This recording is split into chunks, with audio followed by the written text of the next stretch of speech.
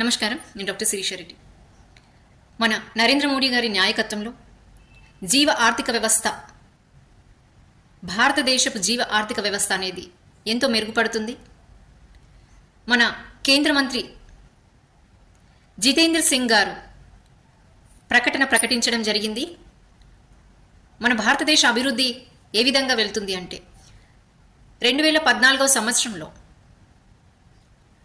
$10 billion నుండి ఇప్పుడు 2026 సంవత్సరంకి $165 billion చేరుకుంది.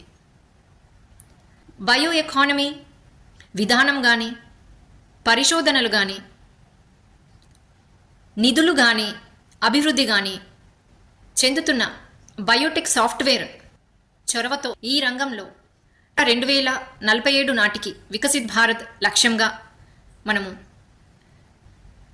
ట్రిలియన్ ఎకానమీని సాధించే దిశగా మార్పుని సృష్టిస్తుంది. ఈ అభివృద్ధిని సృష్టిస్తున్నారు. ప్రపంచంలోనే భారతదేశ బయోటెక్నాలజీ వ్యవస్థని వృద్ధి కేంద్రంగా మన ప్రపంచంలోనే అత్యున్నత స్థాయిగా నిలబెట్టగలుగుతుంది అన్న గర్వకారణం మన భారతదేశంది అవ్వబోతుంది. అది 2047 సంవత్సరంకి.